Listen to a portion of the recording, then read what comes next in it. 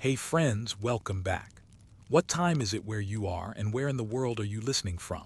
If you can, dim the lights, lie back, turn on a small fan, let a blanket settle over your shoulders. Tonight you wake up in a wooden world of paper doors. The air is cool, the floor is warm. A lantern whispers against old paper and somewhere far off, a bell in the capital marks the night watch. Story 1. The night map of Gyeongbokgung: lanterns, lattice doors, and moving beds. You step into Gyeongbokgung as it existed through the long centuries of the Joseon dynasty, 1392 to 1910, when kings measured time by the 5 watches of the night and the rhythm of the capital's bell. The palace is not a single building but a linked landscape of courtyards and timbered halls, each set behind gates with names that matter. Floors float on low stone platforms. Doors are light lattices covered with white paper, chenghoji, that breathe with every draft. When the wind moves, the building answers softly. The place where a king sleeps is supposed to be fixed by name. Gangnyeongjin is called the Hall of Tranquil Longevity, but names in a Korean palace are ideals more than instructions. The king's bed is not an iron frame rooted to floorboards. It is a mobile world of thick quilts, folding screens, standing braziers, small tables, and a pillow arranged with intention. In late afternoon, eunuchs in dark robes loosen the day's arrangement. At dusk, they might carry it all somewhere else. You, as an attentive onlooker, see practical reasons first. The floors are heated by ondol, a system of flues carrying warm smoke beneath the rooms. Ondol makes winter survivable, but it dictates the king's comfort. Some rooms heat unevenly. Some rooms trap too much warmth. Others leak it out under doors and eaves. If smoke backs up or a flue is cracked, the air can turn heavy and wrong. An ondol room can be perfect one night and unpleasant the next. A king who can choose will choose, and he will choose again tomorrow. The palaces are also alive with renovation. Fires were frequent in wooden cities, and Joseon palaces burned more than once. Gyeongbokgung itself stood abandoned for long stretches after a 16th century war, then rebuilt in the 19th century at great cost. Even in quieter times, carpenters lifted tiles, replaced rafters, and repapered doors. When a hall smells of fresh glue or damp timber, the bed migrates. When a roof is patched, drafts change. Night air in Seoul carries river chill. A new leak across a threshold can make a royal cold in a week. The bed moves again. Security is plainer still. Court records, the annals of the Joseon dynasty, and the daily logs of the royal secretariat, the Seunjeongwen Ilgi, record where a king retired and rose because routine was government. But routine can also be a map for enemies. Inside the palace, the Nijumwi, the inner royal guards, watched gates and corridors, and the Sumanjang gate chiefs controlled keys and passes. Yet nothing defeats a knife or a vial like uncertainty. A different sleeping room tonight means a different set of corners, different guard posts, different routes to reach the royal quilt. The palace becomes a maze whose solution is rewritten each evening. You watch the light change. A round of gongs carries from a courtyard beyond. In Hanyang, the capital, the city's Bosinggak bell governed curfew and dawn. Inside the walls, the 5 watches answered with drums. The sound is not dramatic, it is punctual. The palace's thousands need signals to agree on darkness. Cooks in the Surrogan kitchen, scribes in small offices, stable hands, wet nurses, herbalists in the Niyuiwan, the Royal Medical Bureau. Every night a procession happens because of those sounds. Bedding is aired, quilts beaten, incense cones pinched to ash, braziers cleaned of charcoal clinkers, water brought in lidded brass bowls. All this can move. You notice the furniture is light by design. Folding bamboo-like screens, byeonpung, are framed like wings. Small tables ride on 2 fingers. Pillows are firm, sometimes of wood or bamboo, chosen for summer breathability more than softness. The portable character of royal sleep is built into the tools of sleeping. Quilts, not sprung frames. Mat and mattress layers that can be rolled. Screens that define a new corner in any room with space. If royal sleep must be unpredictable, the material culture cooperates. Etiquette adds another layer. The king does not wander at whim. He is accompanied by a small tide of attendants and rules. The corridor to the Queen's Hall is governed by timing, steps, and permissions. The location of the bed touches on the question of whether he will spend the night near the Queen's suite or in a separate chamber, whether a favored consort is close by, whether rituals of lineage, practical matters of heirs, will be observed or deferred. To change sleeping rooms is to change not only temperature and security, but also social proximity. Corridors can mean diplomacy. The point of orientation is not merely the building but the earth. Punksujiri, Korea's adaptation of geomancy, values directions, flows, and the embrace of hills. Architects placed halls within the larger back mountain and front water pattern that makes palaces feel cradled. Within that, the placing of a bed, or at least the direction of the pillow, could be adjusted to align with an auspicious bearing on a given day. Court almanacs listed inauspicious directions by day and hour. If the year calls the northeast ill, and a given day frowns on facing west, a rotation within a suite or a shift to an adjacent side room can satisfy both belief and comfort. The bed follows the calendar as much as the king. You stand at a threshold and watch paper doors unpin. White panels sigh as they slide. A new room opens. Quieter, the floor warmer where the flue bends under the corner, the lattice catching a softer draft. Two eunuchs shake out a quilt eyeball dense with cotton. A third sets down a low wooden headrest. A fourth places a brazier and checks the lid of a water bowl, exactly where a physician likes it for midnight sips. A clerk makes a note. The note is not poetry. It is the matter-of-fact sentence that will tell tomorrow where the sovereign slept today. There are less visible worries as well. Poison is feared in every court. The kitchens maintain rituals of tasting and inspection. Water is drawn from known jars, delivered covered, sometimes passed over silverware because people believe silver will darken in the presence of something evil. Whether that belief is effective is another question. Superstition sits beside procedure without much argument. Still, to move the sleeping room is to move the drinking water, the night's snack, the paths by which those things arrive. A pattern that cannot be predicted is harder to exploit. So the king's bed is perpetually almost somewhere, and tonight, after the second watch, it is settled in a side chamber off Gangyongjian, screens forming a pocket of calm, the pillow turned a few degrees to honor a day in the almanac. Outside, the paper doors are pinned, the calligraphy of the room names staring into the dark. Guards take their posts, brazier coals are turned, and the palace memorizes a new shape for sleep. As you listen, you can hear the last footsteps withdraw along the wooden gallery, measured, unrevealing. If the reasons are many, ondol and drafts, calendars and customs, guards and fears, one small question remains as you rest with the rustle of quilts. In the quiet accounting of the palace, which reason mattered most on any particular night, and who, exactly, decided where the royal pillow would finally come to rest. You stand just inside the eaves and watch the quiet bureaucracy of darkness. The king's sleep is not one person lying down, it is an office. Before the sun goes, the senior court lady responsible for the king's quarters, experienced, careful, her hair coiled in a sober knot, reviews the ondol fires with the firemen and braziers with the eunuchs. She fingers the paper of a door, feeling for damp.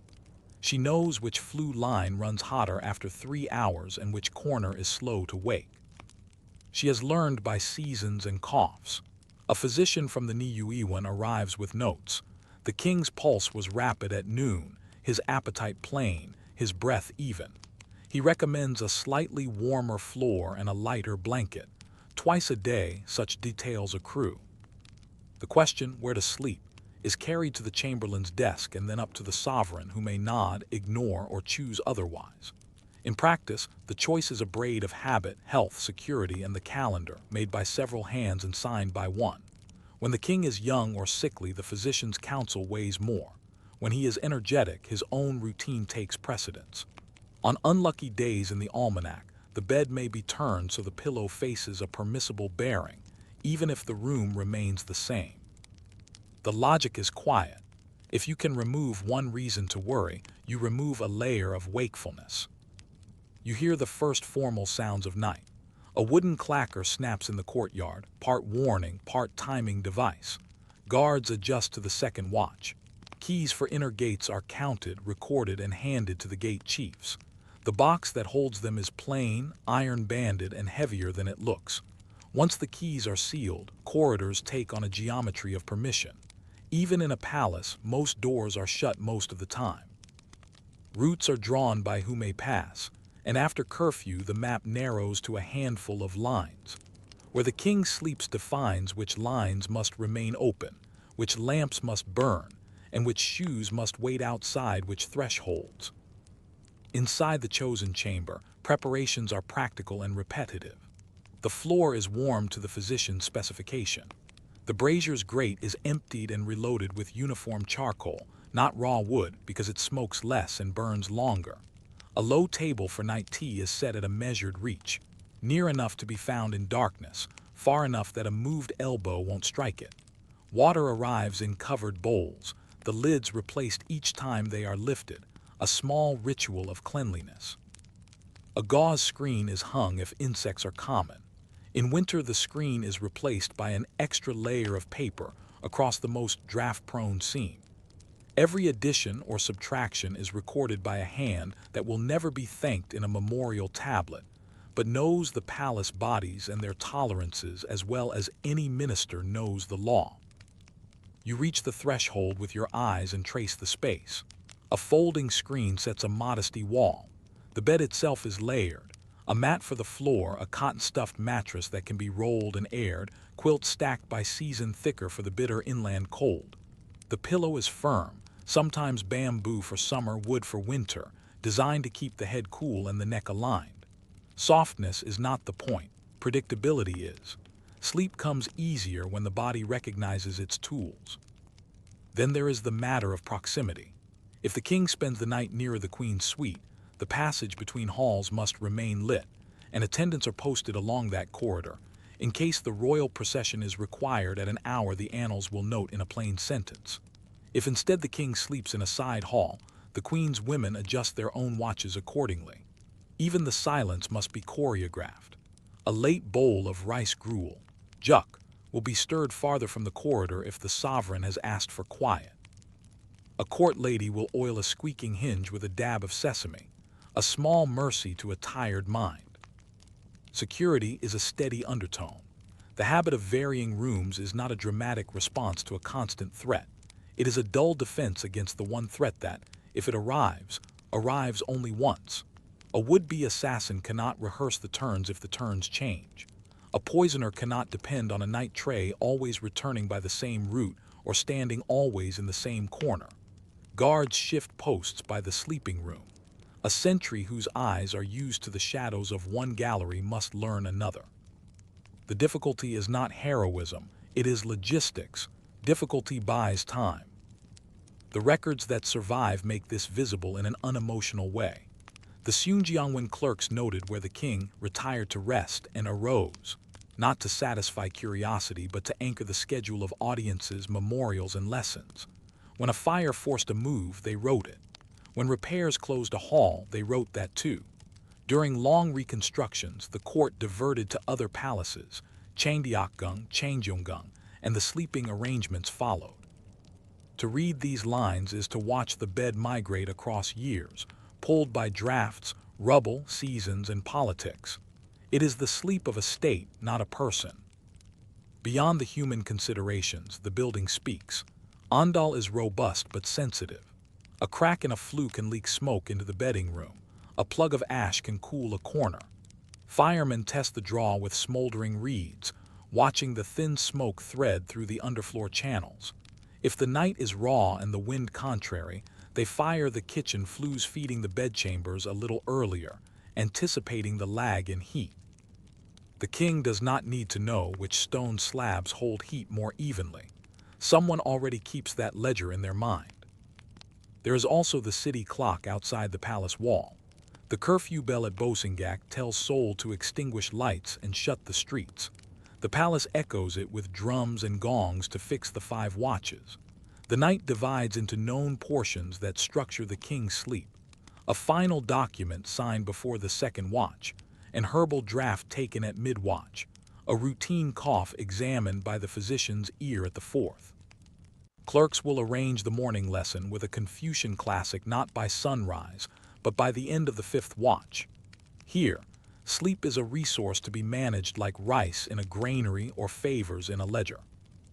When illness or anxiety presses, the apparatus tightens. The physician chooses a room with gentler heat. The brazier is moved 2 handbreadths farther from the quilt. Aromatic herbs are burned to quiet the air. If omens are bad, the bed may be shifted to avoid an inauspicious direction for the head, the pillow rotated slightly, the screen reset. Skeptics in the palace will shrug. Believers will breathe easier. The important thing is not who is right, but who will sleep. You linger on a small night moment. A eunuch kneels to lift the corner of a quilt to check the warmth beneath, then smooths the cotton with the flat of his palm until no ripples remain. The gesture is practiced, unremarkable. Yet in such gestures, a habit of moving rooms can continue for centuries without becoming a scandal or a marvel. It is simply the way things are done when wood, paper, smoke, and fear share the same address. And still the decision feels anonymous. The sovereign has approved, the physician advised, the court lady prepared, the guards adjusted. But who in the end carries the last word? Is it the senior woman who knows the draft that creeps under the west door in rain, or the chamberlain with his lists, or the king himself listening to a memory of cough and chill?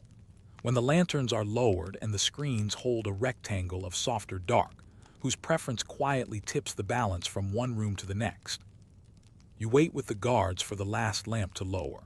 The king is not a silhouette against drama. He is a quiet weight under quilts counted by season. The doors are pinned from inside with small wooden pegs. Someone has marked the hour with a low drum. Somewhere beyond the wall, the city's curfew has already tightened streets into ribbons of dark. Inside, the palace has finished its nightly rearrangement. A bed shifted, a screen turned, a brazier moved the span of a hand. It looks like almost nothing. It is policy. Morning will prove how ordinary it is. Before the fifth watch ends, a eunuch will lift the corner of the quilt and whisper the hour. The room will be the same one chosen at dusk, but the world beyond it will already be reassembling. Keys unlocked in a set order, corridors warmed again by breath and footfall, petitioners placed, documents prepared. A clerk will commit to the daybook a small, unadorned line, where the sovereign rose, and that line will help a dozen other lines make sense. When scholars later read the annals of the Joseon dynasty or comb the Seungyeongwan daily records, they will feel this. Sleep, written like a footnote, holding the grammar of government together. The habit did not begin with a thrilling danger, and it did not end with one. It grew from materials and their moods. Wood moves when it is damp. Paper hums when wind fingers its lattice. Smoke chooses paths beneath stone and sometimes reverses itself. You have watched firemen draw smoke through the ondol with patient tests. You have felt the way a floor that was perfect last night can be sullen tonight. A palace made of timber and tile never settles once. It is a ship that never makes land. To sleep aboard is to accept that a good berth today may be wrong tomorrow. Yet the habit weathered crises too, and in weathering them it hardened. In 1592, invading armies burned Gyeongbokgung. The court fled north and then east, sleeping in borrowed halls, temples, and manor houses turned into royal stations by necessity. The bed did not simply move rooms, it moved provinces. The etiquette of night followed as best it could. A screen hung here, a brazier there, an almanac consulted even in flight. The annals record the places flatly, because fear and fatigue still needed schedules. When the court returned and other palaces, Changdeokgung, Changjeonggung, took on more of the daily burden, the habit of not fixing sleep to a single address came with them like a tool that had proved itself. Centuries later, when Joseon Korea forced the reconstruction of Gyeongbokgung in the 1860s, the royal capital learned a new geometry. Straightened axes, freshly painted halls, gates reset to formalize power. But even in a palace made new, the night remained cautious. Fresh carpentry smells, tiles settle. The first winter teaches the true direction of drafts. Physicians learn again which rooms hold heat evenly, which corners throb with the wind. The choice to vary sleeping places does not need to be declared. It reappears, as reliable as cold. It intersected constantly with smaller economies, food and fear. Night fare, light juk, perhaps a little salted side dish, tasted by tasters whose job was to be bored and meticulous. Covered water bowls carried by roots that should be predictable for the honest and unpredictable for the malicious. Silver spoons laid out not because silver is a laboratory, but because belief has a mass of its own, and if belief helps sleep, the state can afford it. A room change shifts all these paths by a few steps. Those few steps are sometimes the difference between a habit and a hazard. It intersected with family, too. The Queen's suite was not merely a domestic address. It was a fulcrum for succession, ceremony, and the politics of attention. To sleep nearer or farther from those rooms communicated a mood without a memo. Eunuchs and court ladies read the distance with the fluency of people whose lives turn on such minor angles. Was the corridor lamped late? Were shoes left at the threshold in readiness? Was the guard rotation changed to preserve a quiet passage?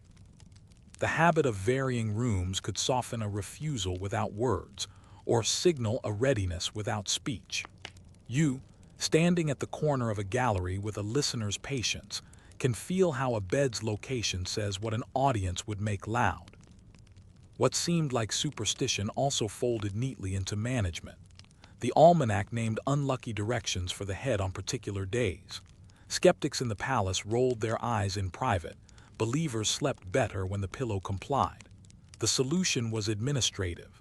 Rotate the pillow, adjust the screen, choose the adjacent side room if necessary. No proclamation, no quarrel, only measured furniture and a new line in the clerk's record. In this, the practice shows something durable about states. They bend belief into procedure, and procedure into peace. There is a lesson in the way it reached the guards. The Nijumwi did not trust to heroism, they trusted to layout. Posts changed with the sleeping room. The keepers of keys rehearsed different sequences. The night map was a moving target not because drama demanded it, but because the calculus of difficulty did. Every extra turn, every unfamiliar shadow, every small delay bought time for an alarm to travel. You can hold in your mind the shape of the palace as a set of probabilities. The king is most often here, sometimes there, occasionally somewhere unexpected. Security lives in those fractions. The scale of the habit shrank easily to human scale. When the sovereign was ill, the bed might come closer to the physician's room. When coughs were worse, more paper was added to a seam. When summer made the air heavy, a bamboo pillow replaced wood and a gauze screen replaced an extra quilt. The movable bed was a relief valve. It let body and building negotiate without pride. You notice how much of the court's confidence rested not on proclamations, but on these reversible, nearly invisible acts. What remains for you, after watching 3 nights, is the sense that the king's unfixed bed made the palace feel strangely alive at the edges. Each evening, a few men and women changed its shape by hand. They were not celebrated. They learned the noise a hinge makes in rain, the way a certain roof tile drips 3 times before it settles, the stretch of an old door when the river mist pushes into the capital, the precise hour an ondol line peaks. They were the interpreters of a building's body. A state that listened to them slept better than one that pretended halls are stone. In modern terms, the practice reads like risk management, environmental control, and basic sleep hygiene, stripped of romance. To keep moving is to keep enemies uncertain. To honor drafts and flues is to respect the physics of comfort. To let an almanac set the pillow is to take worry out of the mind and give it to furniture. You do not need to believe the earth breathes through auspicious bearings to understand the convenience of a habit that steadies people. Even the paperwork helped. A state that can say where its head lay last night can usually say where its hands should be this morning. Palace will wake soon. The pegs will lift, the paper doors will slide, the court ladies will gather quilts, and attendants will roll the mattress and shake out the mat. The bed will stop being a place and go back to being equipment. By noon, carpenters may be tapping tiles, and the physician may be recommending a slightly cooler floor. By dusk, the chamberlain will have two options written on a thin slip, and the sovereign will give a quiet nod. The map will redraw itself by lantern light, as if it always had. And perhaps it always did. You are left with a small thought that follows you like a draft along a corridor. When power tries to sleep, is the safest thing a wall that never moves, or a bed that never quite belongs to any one room at all? Story 2. Changdeokgung's Quiet Corridors, How a King Chose Where to Sleep. You enter Changdeokgung by its great red gate at Danwamun, and at once the ground begins to tell you what will happen after dark. Unlike the rigid north-south axis of Gyeongbokgung, this palace follows the slope and folds of Bugexon's foothills. Halls settle where the land agrees. Corridors bend not from whim, but because the hillside says so. If a king will not sleep in the same room twice, this is a place that cooperates, because no two knights land on the slope in quite the same way. You walk the spine of courts. In Gyeongjeon, the throne hall, Seongjeongjeon, a quieter office, then a turn east into residential precincts. West winds slide down toward the tiled eaves. Evening light catches on lacquered beams. The ondol beneath your feet is an underworld of heat channels that must contend with grade and distance. Rooms that sit a little higher receive a slower warmth. Rooms set lower flush warmer and earlier. Carpenters and firemen learned these differences the hard way, by coughs in January, by damp sleeves in the rainy month of Jangma. The choice of where to sleep is not a single preference. It is a conversation with this terrain. Hwajongdang, the king's working residence, faces a modest court. Dejojeon, the queen's hall, anchors the women's precinct.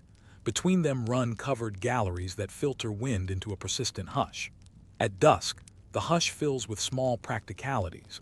A court lady pinches out incense ash. A eunuch lifts a paper door and checks the seam for a draft. A guard lays his palm flat on the floor to judge whether the flues have come alive. You see how sleep is built from touches rather than orders. A king can say there, but the building must agree. The records are steady about this palace. After the 1592 invasions, when Gyeongbokgung lay in charred emptiness, the court lived mostly here. Kings who grew old here, Sukjang, Yeonjo, Jeonjo, learned Changdeokgung's microclimates the way farmers learn fields. A mistake of a few paces could matter. A room where the wind threads the lattice at the second watch. A floor that overheats on days when the kitchen flues are pushed too hard. A corner that never quite dries in the long rains. To change rooms is not caprice, it is calibration. You stop beneath a lantern hung from a bracket, its oiled paper warm like yellow skin. The light is modest on purpose. Too much light invites insects. Too little light makes a hinge dangerous. The lamp sets a rhythm for attendants who must carry bedding if the choice changes late. Royal sleep is a kit. Mat, rollable mattress, layered quilts, a firm pillow, folding screens to make a pocketed alcove. In Changdeokgung, that kit moves easily because the corridors are built like measured windbreaks.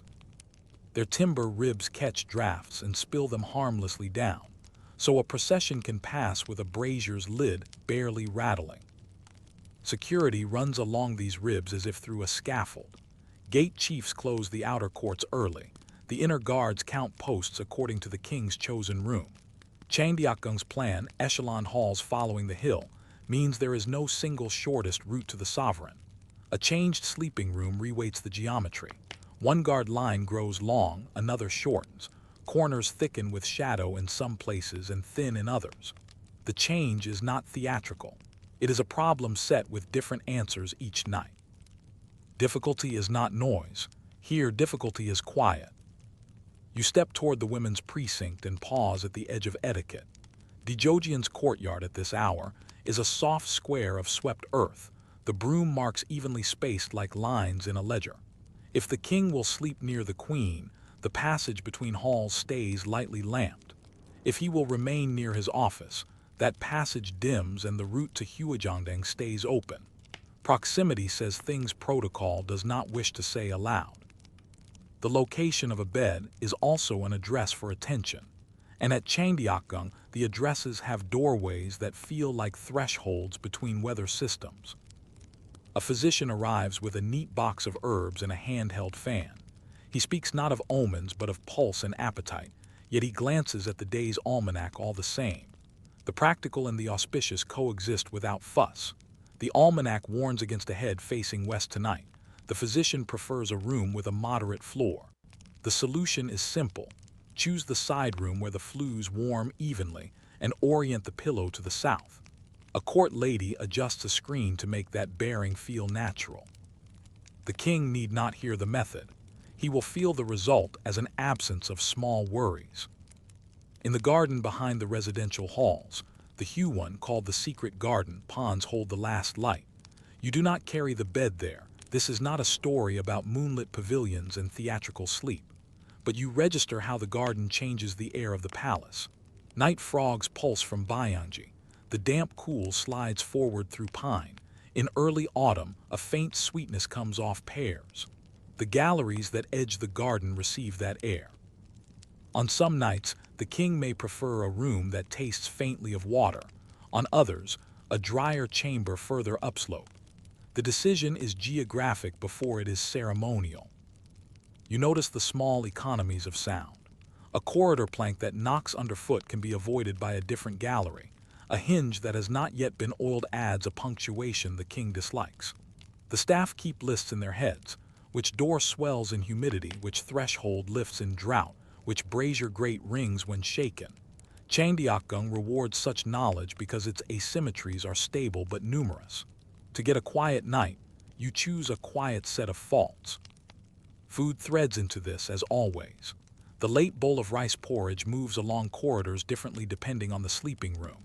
Roots are chosen for evenness of floor and steadiness of lamp. Tasters do their dull, invaluable work. Water jars are sealed and unsealed. The fear that makes many courts sleep poorly, poison, knives, malice, does not dominate here, but it is never absent. The moving bed is a way of shifting the risk without advertising it. No servant can say with certainty where the night tray will finally stop. When the hour grows more definite, the chamberlain offers the sovereign two options on a thin slip, each vetted by heat, wind, etiquette, security, and the day's small superstitions. The king nods. The choice moves down the corridor like a ripple. A mat is rolled out, the brazier set at a measured distance, the pillow turned to its agreed bearing. Screens make a private rectangle. The last lamp is lowered, not out, to keep the paper from cooling too quickly and crackling in the midnight breeze. You stand in the turn between Huajongdang and Joseon and feel the slope in your calves. The palace breathes along this incline. Its sleep rides the grain of the hill. Tomorrow, the wind may veer and the decision will shift a few doors away. The habit looks like indecision from a distance. It is not. It is the palace listening to itself. But as the corridors still and the frogs begin their even pulses from the garden, you find yourself wondering. On those nights when all the measures balanced, heat fair, wind easy, omens neutral, did the king ever choose simply by sound, preferring the faint water murmur of the Huon to the drier hush upslope? And did anyone write that down? You stay in the corridor long enough to watch repetition turn into method. Changdeokgung at night is run by small offices that think in lists. The chamberlain keeps keys and lamps. The senior court lady over the king's quarters tracks quilts, screens, and brazier distances. The Niuewan physicians record pulse and sleep. When twilight slants through the lattice, the ledgers meet. A clerk reads the evening facts without ornament. Humidity high, wind westerly, rain possible after dusk. Underfloor channels to Huajongdang cleared this morning, draw tested and good. The physician reports appetite moderate, breath even, sleep light 2 nights in a row. The almanac advises against a west-facing head in the second watch, south or southeast preferred. The data are intentionally dull. Boredom keeps argument out. You follow the senior court lady as she inspects, palm and eye. She pinches a door seemed to judge whether paste will hold through midnight. She rests her hand on the floor by a flue bend to feel whether warmth is pooling too early. She notes a resin stain on a beam end. the roof above stored heat by day and will release it after midnight. She is not named in the annals, yet the sovereign's comfort and 100 people's schedules turn on her quiet verdicts. The physician joins her, a practical coexistence of empiricism and reassurance. He watches the pattern of sleep, how many wakings, whether the mouth was dry, whether a headache followed dawn. He recommends a slightly cooler floor to lengthen deep sleep and a lighter quilt to avoid stirring in the second watch. He prescribes a mild draught, jujube and ginger, and agrees to honor the almanac by turning the pillow if it eases the mind. The chamberlain turns assessments into routes. If the king sleeps nearer Joseon, the corridor that skirts the garden must retain one lamp in 3, not one in 4. The keeper of keys rehearses a different sequence. South gallery first, then the east wicket, then the inner latch. A changed sleeping room means a changed night map, and the palace learns the map quickly because it has learned it before. You notice the way furniture solves arguments. Folding screens are devices for obedience as much as decoration. If the pillow must face south but the door opens east and the body's habit resists, a screen turns the space and the habit agrees. If the only draft-free wall matches an unlucky direction, the staff create an artificial wall and lay the bed there. The body experiences comfort, the mind compliance, and the ledger notes a distance and a bearing. It is tempting to imagine sovereigns sweeping aside contrivances. The records suggest otherwise. Yeonjo, meticulous and long-lived, valued system over spectacle. The royal secretariat's daybooks under him are dense with small logistics. Jeongjo, energetic and reforming, rotated between Changdeokgung and nearby Changjongung, yet his nights still obeyed the same calculus of flues, screens, and keys. Habit endured personality. Poison anxiety enters in practical ways. The Suregan kitchen prepares a late bowl of thin juk. Tasters sample and wait the prescribed interval. Covered bowls travel by assigned hands along known corridors. When the sleeping room shifts, the route shortens or lengthens. Carriers adjust pace to keep the porridge's surface unbroken, so a disturbed skin is not mistaken for tampering. Water jars are sealed with paper ties initialed by a clerk. Seals are broken within sight. Lids are never set on the floor. Moving the bed quietly changes every risk. You listen to silence as its own instrument. The palace knows which floorboards sound in which season. In damp months, the west gallery swells and clicks. In dry months, the east gallery thins and talks. If the king has a headache, the bedding goes by the route with fewer clicks. If a consort is ill, the gallery near her quarters remains lamped one notch brighter. Protocol does not legislate this. People do because they live inside wood. The Huon nudges the choice with its patient microclimate. After heavy heat, the pavilions by Byeonji exhale a coolness that reaches 1 or 2 halls in. In late autumn, cold descends faster into the lower courts and lingers longer. An upslope room is more even. You could map a week of sleep to that tapering edge of water breath, though the staff simply call it knowing which quilts to fetch. When the pattern is interrupted, the habit is most visible. A fire elsewhere pulls carpenters away. Flues that feed the favored room are late to light. Rain asks for extra paper across a seam and a new brazier angle to stop a chimney of drafts. A visiting envoy tightens corridors and redirects routes so foreign eyes do not learn patterns. Each disruption reveals resilience rather than fragility. The bed still moves, the notes still get written, and morning still begins with a clerk reading where the sovereign rose. Near midnight, the last decisions are small. A guard shifts his post a spear length to catch a blind angle if the king chooses the side room. The court lady swaps a wood pillow for bamboo. The chamberlain draws a short line on the slip to mark south-facing pillow. The clerk copies it to the daybook without flourish. The sovereign will see only darker shapes and not need to wonder whether he disobeyed the almanac. When the lamp is turned low and the frogs resume their rhythm, you understand how little depends on a single will. This is an institution of sleep, not a mood. Yet the chamber is quiet enough for another kind of wondering. On the rare night when the king declines both options and turns down an unexpected corridor, what careful improvisation follows, and what spare line, if any, finds its way into the record. You wait with the lamp turned low while the galleries exhale the last of day's heat. In Cheonggyeokgung, the quiet before dawn is not empty, it is layered. The floor holds a memory of the fireman's timing. The lattice remembers where the wind pressed in the second watch. The pillow remembers which way the almanac asked the head to turn. The garden outside, the hue one with its pond of Byangji, keeps its own rhythm. Frogs, a late drip from the pavilion eaves, the faint cold settling along the water's skin. The bed has not merely been placed, it has been tuned. Near the third watch, a eunuch lifts the corner of the quilt to feel the heat the physician prescribed and the court lady achieved. If it has run too warm, the brazier is nudged back by 2 finger widths. If the air is too still, a door seam is cracked the thickness of a reed. These corrections are small, and because they are small, they are sustainable. The institution can repeat them each night without drama or notice. When morning comes, they survive as a single line in a ledger. The sovereign rose from Hwajongdang's side room, head south. The day absorbs that sentence. The royal secretariat schedules the Jeongnyeon, morning lectures on the Confucian classics, in Seonjeonjeon, not simply because it is dignified, but because the walk from the chosen sleeping room will not waste the hour set in the 5 watches. Petitions stack accordingly. An emissary receives a slot not far from the time the garden light softens beneath Juhamnu, the library pavilion that overlooks the pond. The recorders know the path the sovereign will take and time their ink. As you watch clerks rinse brushes and fold thin paper, you feel how a moving bed helps the rest of the palace keep still. The habit has a long fuse.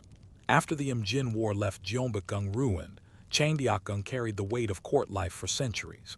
Kings aged here and slept with the slope. Yeonjo's reign, long and exact, left the bureaucracy steeped in method. Jeonjo's energy did not dissolve the habit so much as give it more rooms to practice in when he moved between palaces. Even the late 19th century reconstructions did not fix the bed to one place. New timber must cure. New tile must settle. A palace that listens to its materials will always keep some part of its sleep portable. It is easy to invent a romance of danger. The reality you have been shown is duller and more convincing.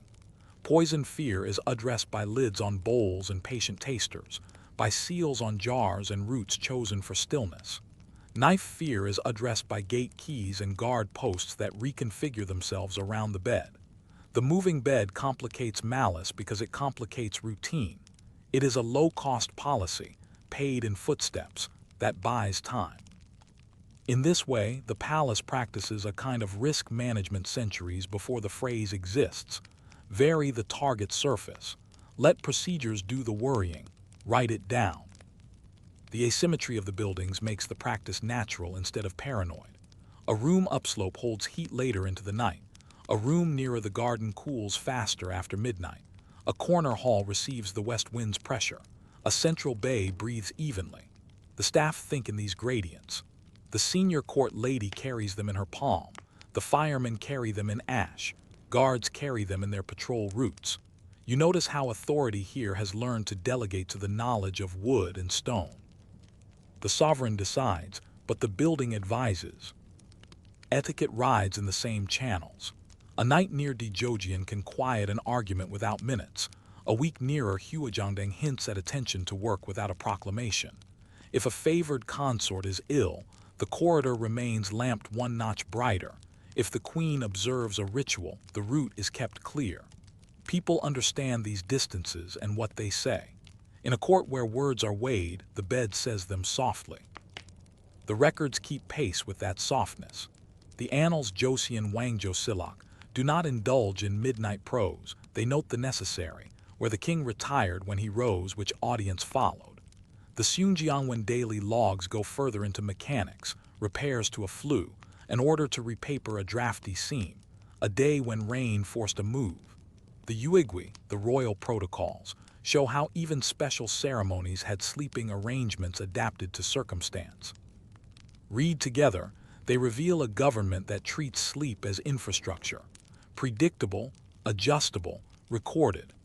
You fall asleep to the thought that perhaps nothing is more stabilizing for a polity than the quiet predictability of its nights. Yet the habit reaches into the 20th century with an almost tender stubbornness. Changdeokgung remained a lived-in palace long after sovereign power shrank. Members of the royal family used its halls into the Japanese occupation and beyond.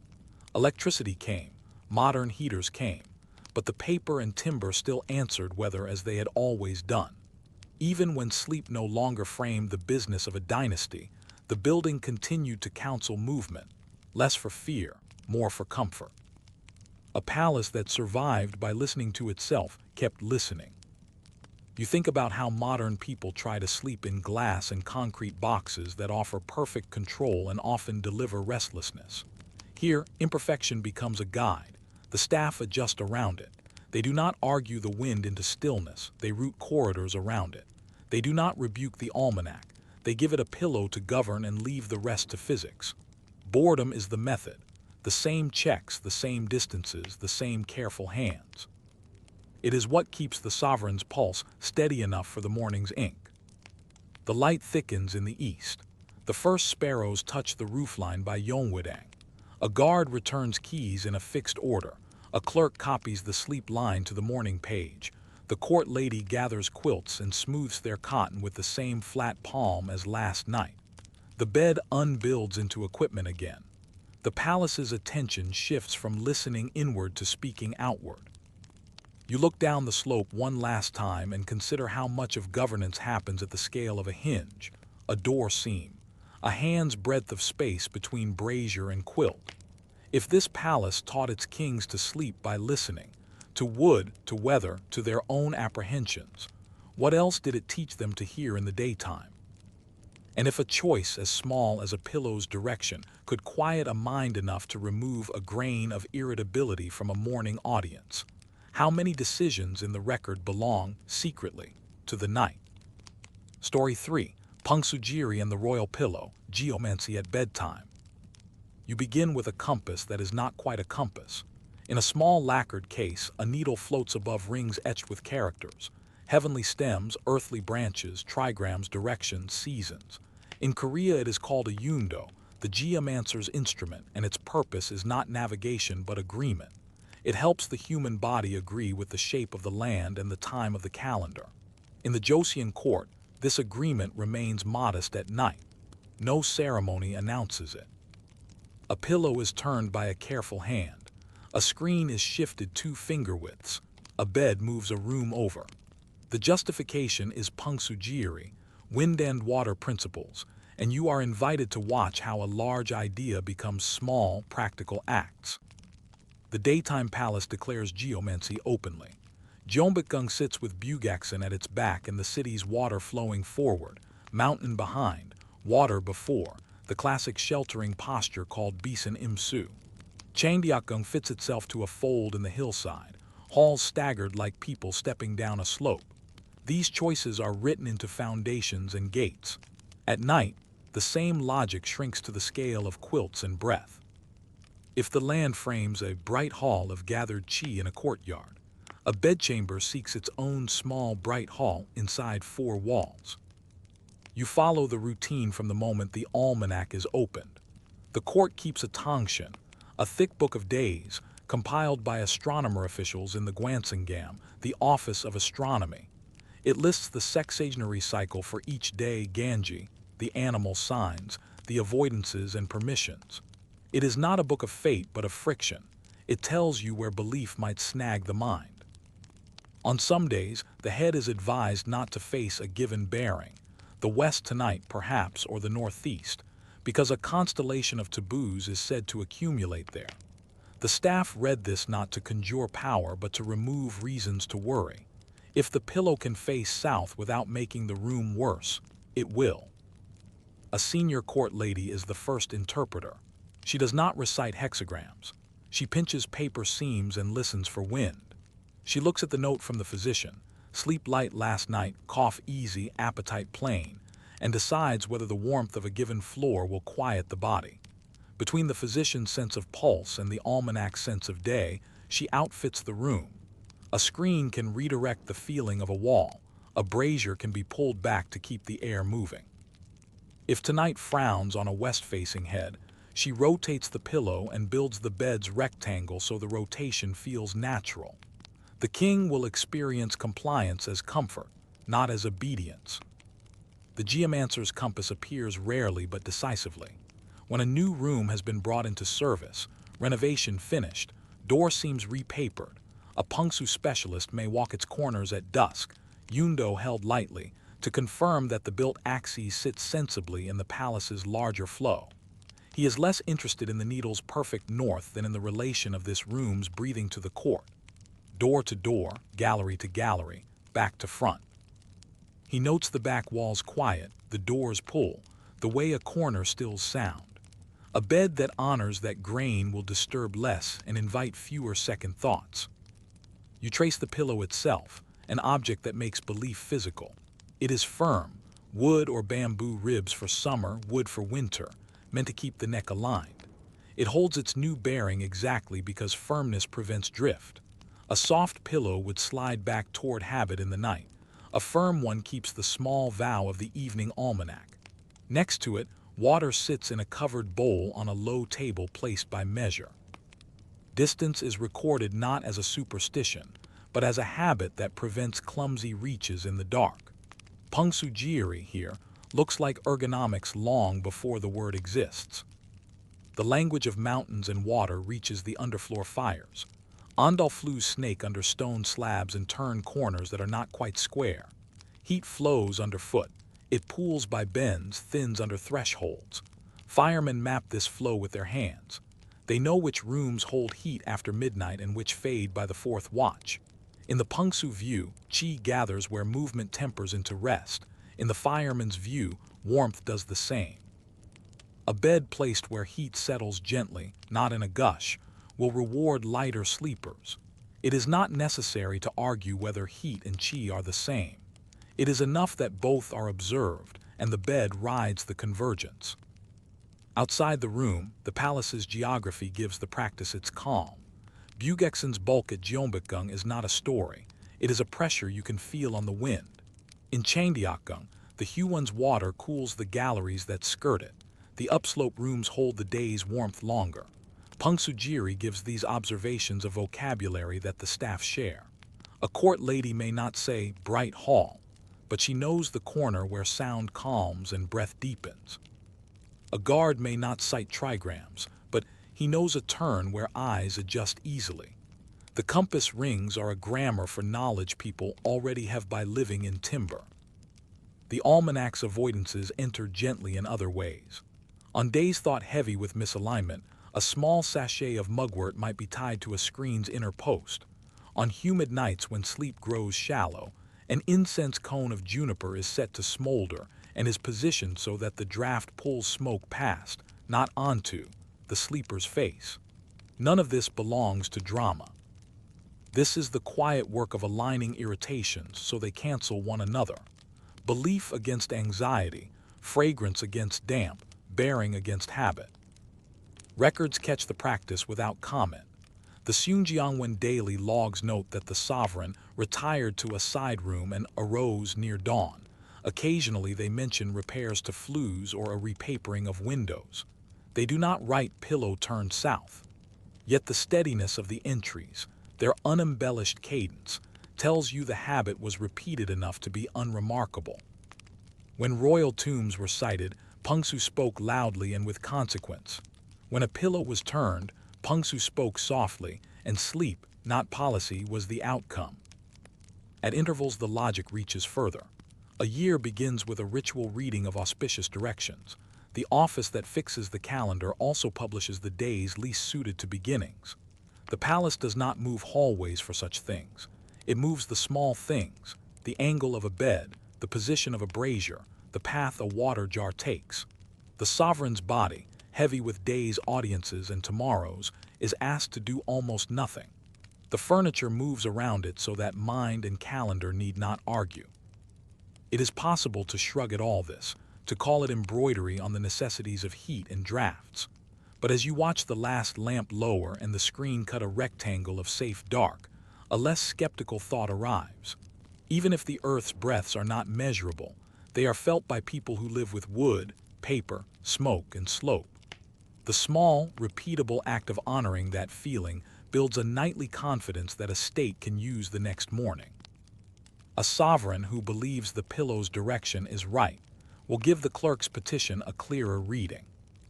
You remain by the door seam while the room grows quiet and the undo sleeps in its case. The bed has been tuned to land and day. Mountain at the head, water at the foot, pillow turned to ease the almanac, heat gathered where it pools gently. All of it looks like almost nothing, and yet the mind relaxes its grip on the world enough to drift. Still, a thin question lingers against the paper like a moth. On those rare nights when the almanac's bearing and the body's memory disagreed, which one, in the end, persuaded the pillow? You return to the room before dusk with the people who turn ideas into comfort. They arrive without ceremony: a court lady with clean hands, a eunuch with a brazier tool, a physician with a thin notebook that smells faintly of herbs, and, less often, a geomancy specialist who keeps his compass in a cloth wrap. No one lectures. They touch, tilt, and measure until the room agrees with the day. The physician begins because bodies do not read trigrams. He speaks in small facts. The sovereign woke twice last night. The mouth was dry at dawn. No headache followed the morning audience. Pulse calm at midday. He asks for an underfloor warmth that peaks between the second and third watches so the sleep valley is deep and long. He prefers the brazier set a hand's breadth farther than yesterday to prevent heat from gathering at the throat. He wants the water bowl within an easy reach, but not where the arm will knock it when turning. The court lady translates his sentences into distances. She smooths the mat so it lies without hidden ripples, then places a low table at a reach she knows by muscle memory. She turns a screen to shelter that table from the door's faint pull. She checks the seam where two papered panels meet and adds a thin, nearly invisible strip where the paste lifted in humidity. Her craft is not superstition. It is a ledger of air. Only then does the almanac come out. It is marked with strings and slips, a year combed into days that carry permissions and avoidances, some practical, some cultural. Tonight the note is simple: do not face west. The room does not bend for the book, the pillow does.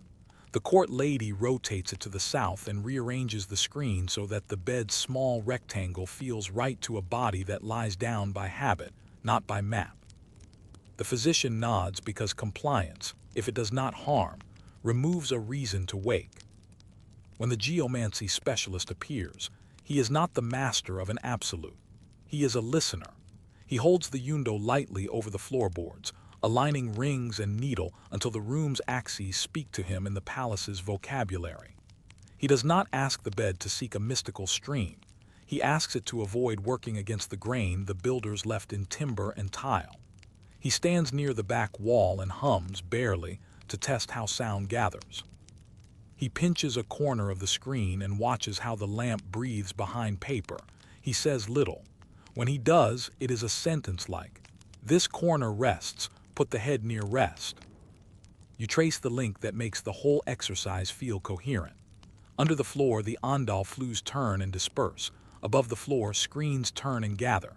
Heat and quiet want the same things: an approach that slows, a corner where movement gentles, a surface that stores without smothering. The physician and the geomancer meet at that corner from different directions. One speaks of breath in the second watch. The other speaks of repose in the south wall. The court lady places the pillow where both voices overlap. It is easy to imagine factions, but in long palaces factions lose to routines. Skeptics of geomancy still appreciate a rotated pillow if it settles a mind. Believers in auspice still accept that a cracked flue will sour any plan. The habit that grows in such places is pragmatic. Do the auspicious thing when it costs little and relieves worry. Do the practical thing when the body demands it and the building insists. By repeating this ratio, the palace grows sleepy without argument. Records hold this equilibrium in their tone. The daily logs seldom mention why beyond repairs and weather.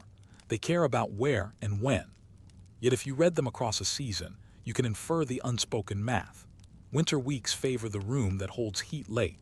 Humid weeks favor an upper room with less garden breath. A run of bad days in the almanac corresponds to entries where the sovereign retired to the side chamber and rose with a head bearing that changes every few nights.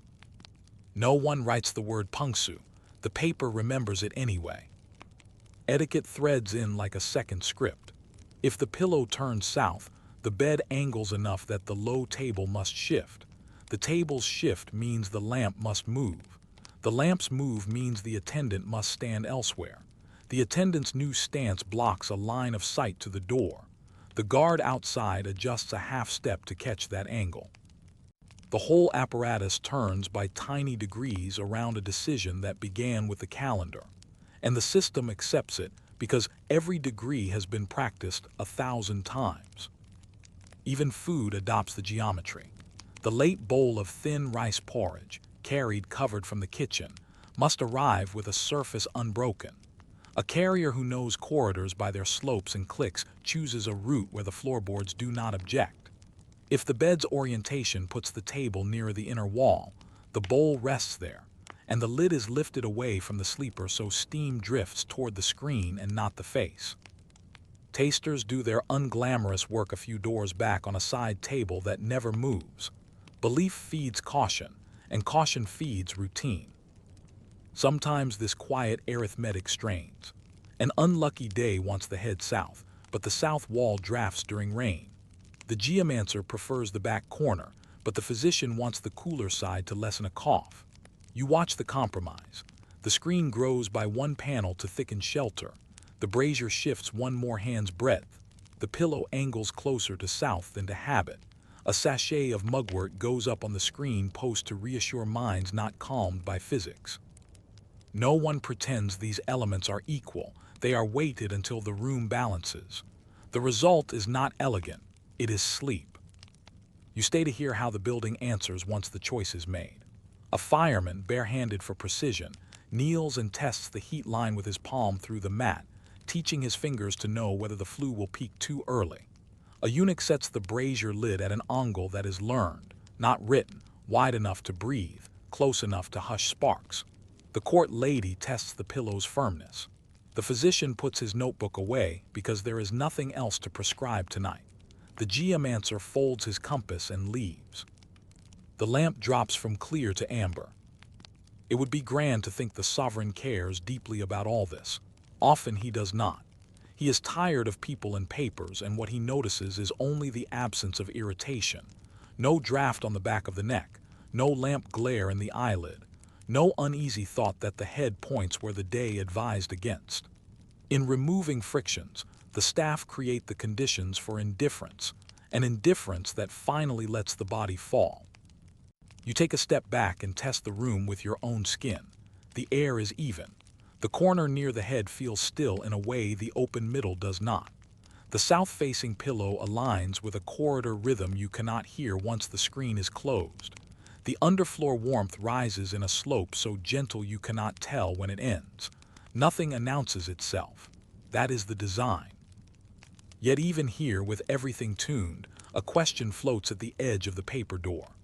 If on some night of crosswinds and conflicting omens, the sovereign were to lie down, feel the alignment, and instinctively turn the pillow back toward an old, unauspicious habit, would the staff tomorrow change the room to fit the body, or change the body to fit the book? You sit in the dark long enough to notice that nothing in the room is symbolic for very long. Everything is practical by dawn.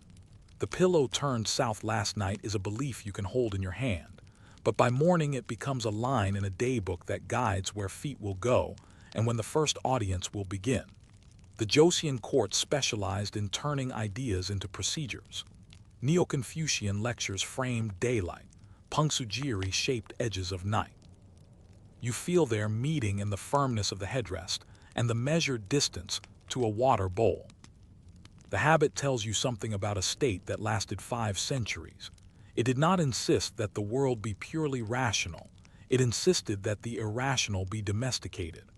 The Gwansangam calculated calendars with astronomical discipline, fixing eclipses and intercalary months. The same office compiled the almanacs that named unlucky bearings. Both books sat on the same table, and no one thought this inconsistent. If the calendar could put the court in step with heaven, the almanac could keep sleep from snagging on a worry. The result was not mysticism, it was regularity. You can follow the line from pillow to landscape without raising your voice. The capital at Hanyang had been chosen with mountain and water at its back and foot, an urban application of sheltering terrain.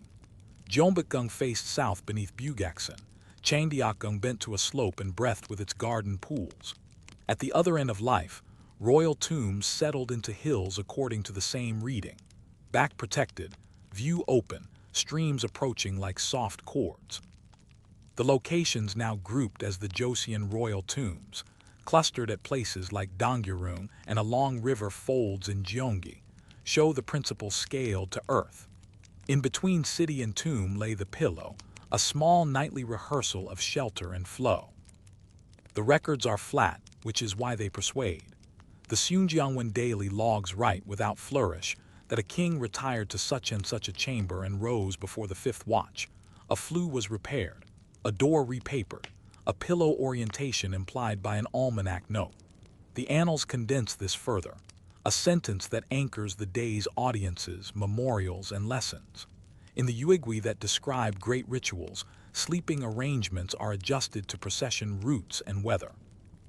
Read across years and you see the pattern.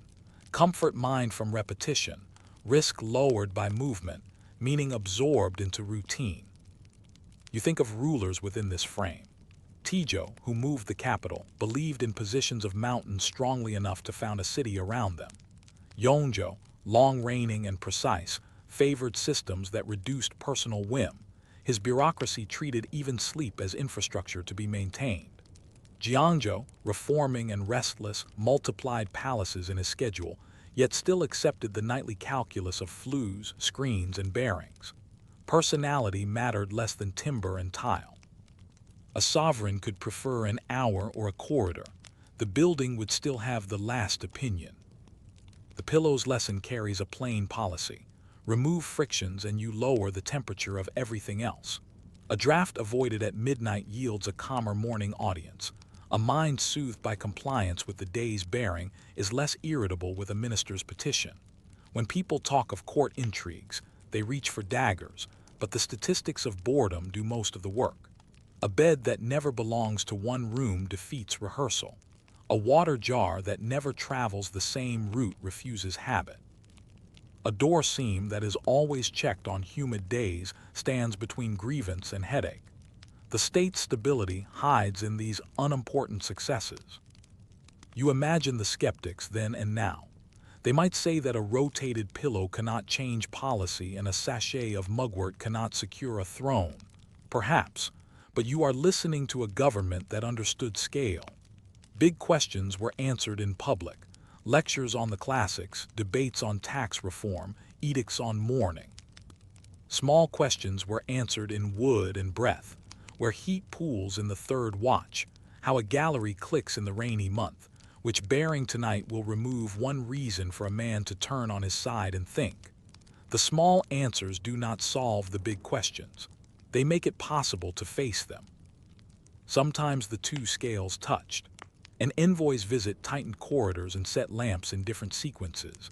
The bed shifted to complicate strangers' learning. A fire rerouted heat and forced improvisation. The habit of movement absorbed the shock. In wartime flight, when palaces burned and the court slept in borrowed halls, the same grammar reassembled itself from minimal parts. A screen, a quilt, an almanac line, a clerk's note. Mobility was not anxiety, it was a muscle. You step outside the room into early air and sense how Pungsu lived best when no one argued for it. A court lady set a screen against a draft because she could feel it in her wrist. A fireman fed flues so that heat would crest at the right hour because his palm remembered the stone. A physician accepted a south-facing pillow because it cost nothing and gave his patient permission to stop negotiating with the day. The geomancer, when called, spoke softly and left more silence than sentences. This is how ideas survive. They shrink until they fit in the hand and then they repeat. The modern echo is easy to miss because it is ordinary. You sleep now in rooms that promise control, glass sealed, air chilled, light excluded. Still, you turn your pillow to the side that catches less street glow, move a fan until sound becomes a curtain, place a glass where your hand finds it without thought. You do not call this geomancy. You call it getting comfortable. The palace would smile at that. It always meant the same thing. Dawn presses through paper as a pale square. The quilt is folded, the mat rolled, the brazier tapped to ash. The pillow, indifferent to arguments, waits to point a different way tonight if the book, the body, or the wind asks for it. The line will go into the record and tug a dozen other lines into place. The machine of daylight will run more evenly because night was tuned to hillside and hour.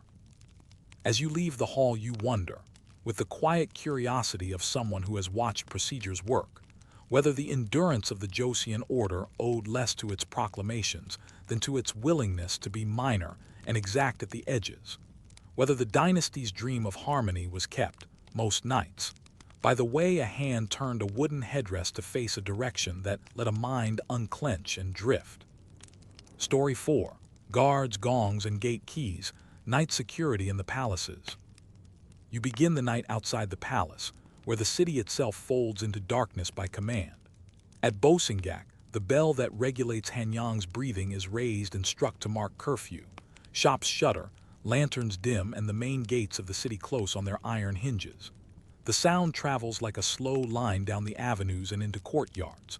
When it reaches the palace walls, other sounds answer it. A drum for the first watch, a wooden clacker making crisp, sparing syllables. Night has been declared. Now it must be organized. Inside Gyeongbokgung or Changdeokgung, the map compresses. Outer gates are sealed in a sequence that has been rehearsed so often it feels like muscle memory. Gwangwamun or Danwamun, then inner wickets, then the small doors that thread galleries together. Each closure is witnessed and written. The Sumanjang, the gate chief, receives the heavy key ring, iron looped and black from handling. He calls the count into the quiet, one for the main gate, one for the south wicket, one for the side gallery, and so on until the loop is full. A clerk records the number. A second clerk notes who holds the ring. The keys go into a plain chest bound with iron and sealed with cord. The chest is heavy on purpose, not because anyone doubts loyalty, but because weight slows mistakes. You stand under the eaves as posts change. The Nijumwi, the inner royal guards, take positions closest to the residential halls, men who know the palace by its drafts and its hinges. Farther out, other units blend into the nightly geometry. Gate sentries, patrolmen for the covered corridors, runners who carry messages, and a few old soldiers who have aged into their knowledge of which roofs groan before rain. The placement is not dramatic. It is tidy. Each post has a sight line that overlaps another. Each overlap buys time. Countersigns pass around the circuit before the lamps are lowered. They are short phrases renewed nightly, whispered against the grain of the paper doors. A sentry challenges with the first half. A passing guard gives the second. Past midnight, the syllables feel like an incantation against error. The Sumanjang keeps the parchment on which the phrase was written until dawn, a thin talisman of accountability that will be folded into the day's paper when the sun returns. Security begins with fire, because wood and paper are the palace's substance and its weakness. After the first watch drum, a separate routine begins. The brazier patrols. Braziers in corridors are banked, lids set at an angle learned over years so a coal can breathe without spitting. In bedding rooms, the braziers that warm sleep are set farther from quilts than most people would think necessary. The distance is measured by the span of a hand and the memory of names attached to old fires. Buckets stand under eaves, lids overturned to keep dust and mice out. A few men carry hooks for pulling down a burning screen before it spreads. You see their confidence is not bravado but boredom. Boredom is the triumph they aim for. The palace changes shape by light. Lanterns in outer courts are lowered to a regular dullness. In inner galleries, every third lamp burns, or every fourth, according to the night's plan. The route the king might take, if he chooses to visit the queen's quarters or to rise ill and call a physician, is lamped softly from end to end. Elsewhere, the dark is allowed to be dark so eyes are not fooled. The guards train to see by texture. The mat of paper, the shine of lacquer, the silvery line where a threshold has been worn smooth by thousands of sandals. When they move, the clink of their fittings is muffled with cloth, and the places where the wooden floorboards knock are either avoided or learned until the noise becomes part of the background they can hear through. The kitchen's routine folds into security almost without speaking. The late bowl of rice porridge, juk, travels under covered lids along a route that minimizes corners and maximizes level planks. Tasters do their slow work back at a side table. The carrier knows which gallery swells and clicks when the air is wet, which seam tends to open a hairline on dry nights and leak a needle of draft at ankle height. The night tray's path is not given out widely. Hands change along the way so no one person owns the whole route from pot to pillow. The uncertainty is deliberate, and it is as dull as it sounds. That is its beauty. You watch the overlap between fear and ritual. Serious threats in the annals are rare. Most nights the enemy is time, weather, and fatigue. Yet the habit of unsettled sleep, the king changing rooms, the pillow turning to a new bearing, creates a moving target that the guard plan mirrors. Posts migrate a door or two when the sleeping room does. A runner's path turns left instead of right. A sentry trades with his neighbor so a blind corner is always held by eyes that expect it. The palace practices variability until it is normal. When the second watch passes, the city beyond the wall is quiet enough that the palace can hear itself.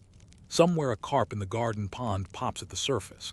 The sound doubles and dies against the pavilion eaves. A guard 2 courts away can read that echo and know which water he is hearing and how near he is to the Queen's Hall.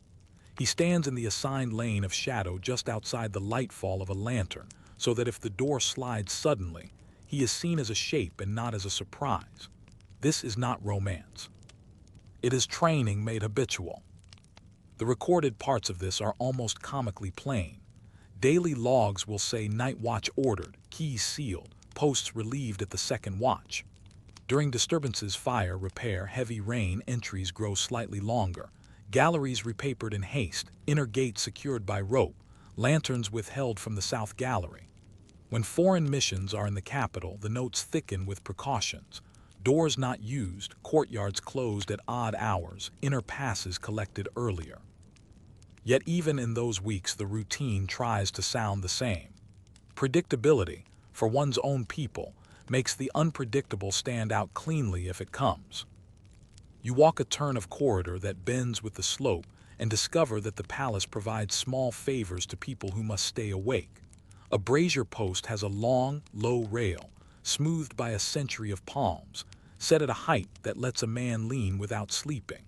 A post by a corner column has an extra peg where a lamp can hang without casting glare into the eyes of a room beyond.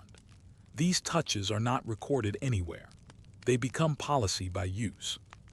If the king wakes and calls, the ripple of motion belongs to the same order. A eunuch lifts the corner of a quilt, judges the heat by hand, and takes the request to the chamberlain. If the request is for a physician, the messenger passes 3 posts, giving the countersign as he goes. If for a document, the path forks toward the closest office where a clerk sleeps with his brush in a lidded pot. Keys are not fetched, only inner pins are lifted. The outer chest remains sealed unless the cry is alarm, and alarm is rare. You feel the safety in the smallness of these acts. Nothing grand happens. Locks are counted, passwords are renewed, lights are rationed to sight lines, routes are practiced, boredom is cultivated like a crop. The palace survives the night by refusing interruption. And yet, as the third watch deepens and a guard shifts his weight by a finger's breadth to ease a knee, you wonder a quiet thing that the records never answer. On a night when all is correct, keys tallied, countersigns given, lamps set to their measured dim, what is the failure that everyone secretly fears and can never quite name? You remain in the galleries to learn what happens when routine meets interruption. Palaces built of wood and paper plan for 3 ordinary crises: fire, weather, and illness.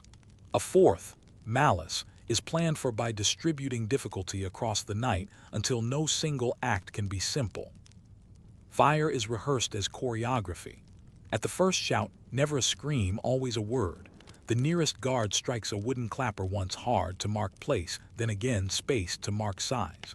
A brazier man flips his lid to smother if the ember is small. If a screen catches, a hook pulls it down so it burns on earth, not up a pillar.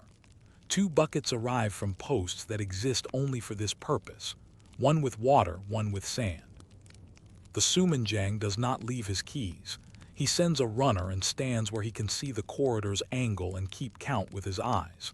A clerk appears with his brush already wet, because even emergencies end up in the morning record. It is not gallantry. It is habit, and habit beats flame more often than heroism does. Weather has its own drill. Summer rain drives needles of water through paper seams and makes floorboards swell. Winter wind finds the unpapered edge under an eave and lays a line of cold across a sleeping chest. The fix is immediate and plain. A court lady keeps a basket of narrow paper strips and thin paste warm over a brazier. She patches the upriver seam first, the one the wind favors, then the lower seam that whistles when the corridor turns. In deep cold, an extra layer over the door seam is added, a veil that can be peeled away in the morning.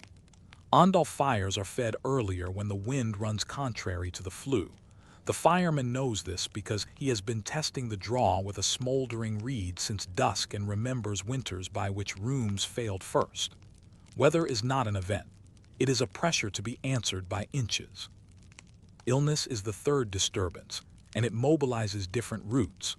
The physician's messenger travels with a countersign already on his tongue, permitted to cut diagonals through courtyards that would be closed to others, so the call does not teach strangers the map.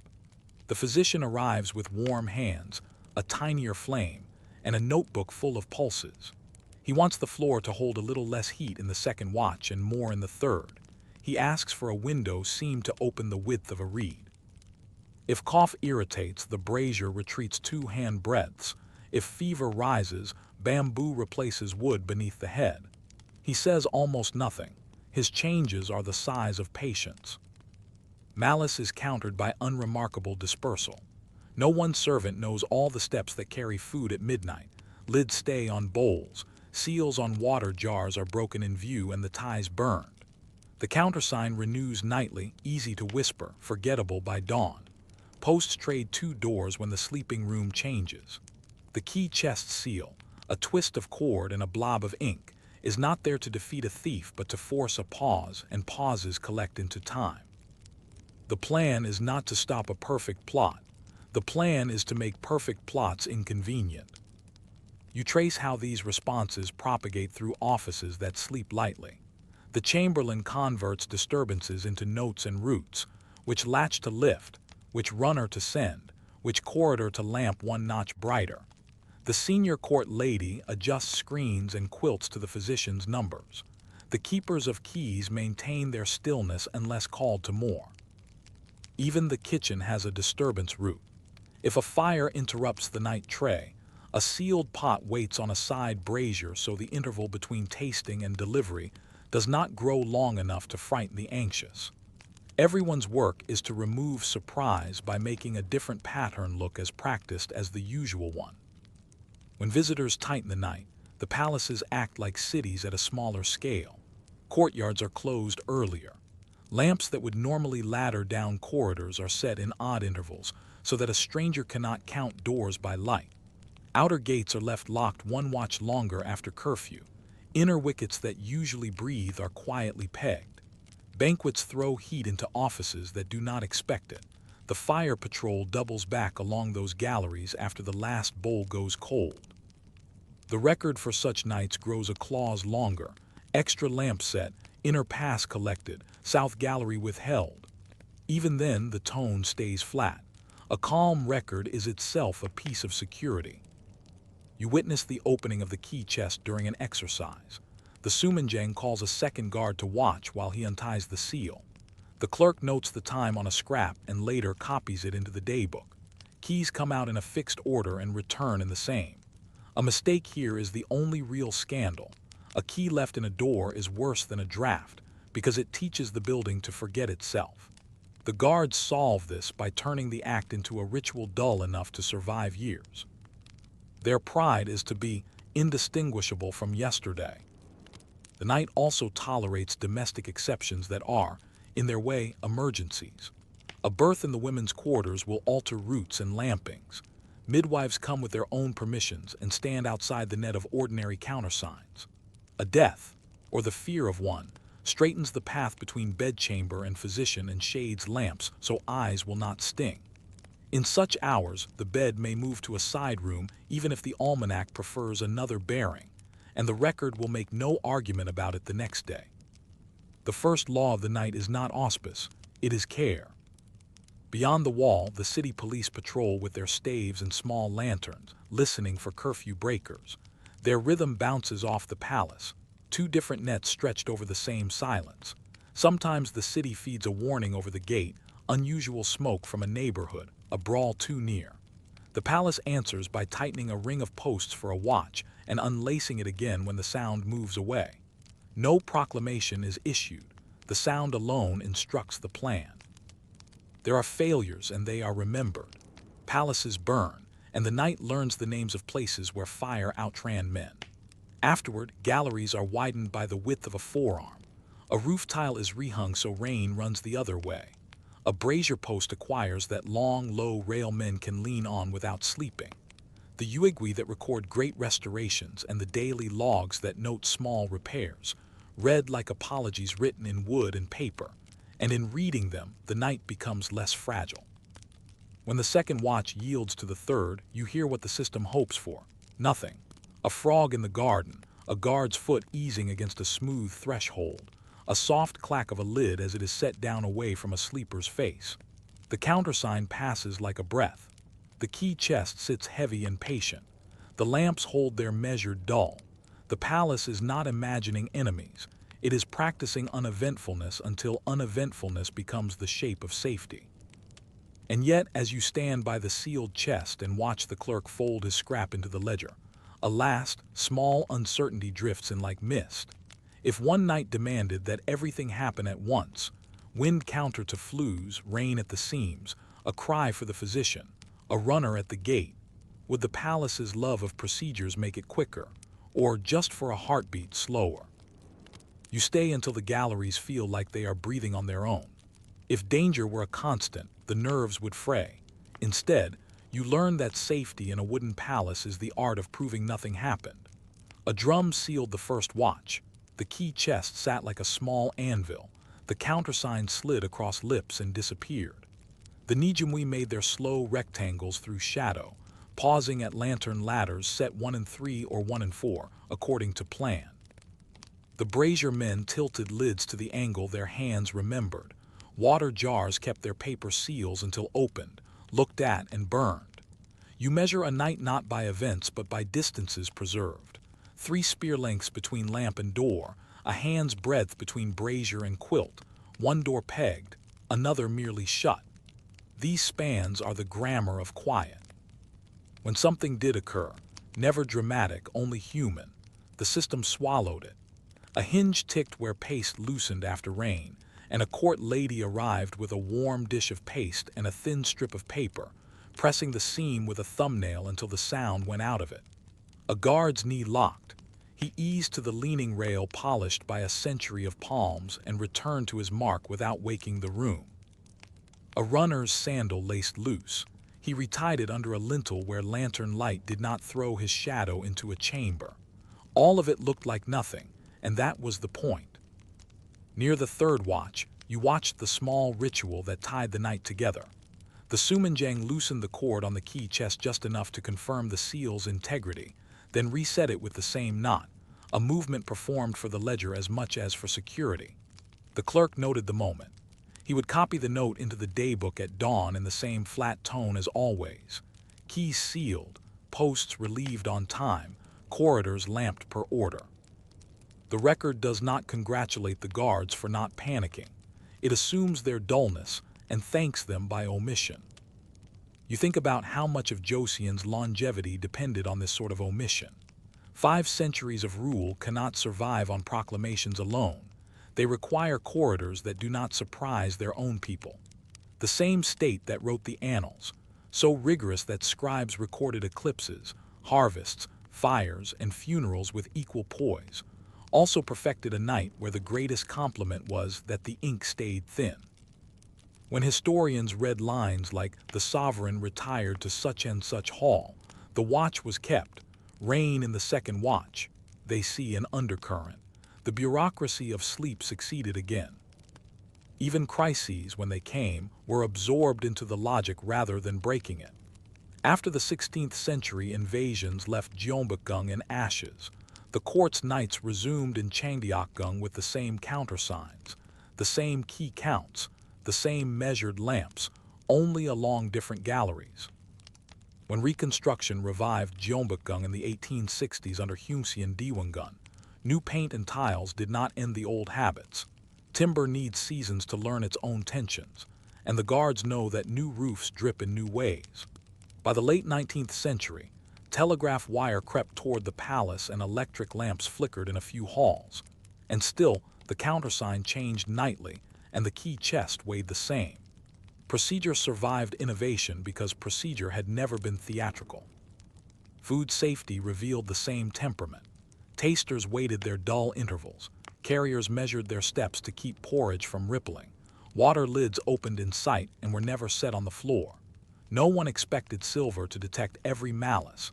They expected routine to remove opportunities long before silver had a chance to tarnish. The moving bed helped by rewriting roots. A pattern that refused to fix itself refused to teach enemies, but it also refused to let friends grow careless. If the tray never stops in the same corner twice, hands remain attentive. You could call it paranoia. It reads instead like respect for materials and people. Wood burns, paper breathes, wind shifts, tired minds make errors after the fourth watch. The palace assumes all this and places guardrails every few paces. Keys are heavy because hands forget. Lamps are rationed because eyes lie. Passwords expire because tongues grow lazy. Each correction is small enough to survive without a speech, small enough to be taught by the back of a hand against a warm stone, or a palm hovering over a flue, or a finger measuring a draft at a seam. In such places, wisdom is measured in inches, not edicts. By the time the frogs in the Huon fall to occasional notes and the roofs begin to tick with cooling, you can detect the palace's pulse in the intervals between sounds. A patrol slips past a door and leaves the door's paper untroubled. A brazier is tapped once softly, and the ember underneath answers with a tiny red breath. Farther off, a runner tests a countersign and receives the second syllable, friendly because it is expected. Nothing arrhythmic intrudes. You realize the plan is not to anticipate every possible threat. It is to train knights so completely that anything untrained shows itself at once.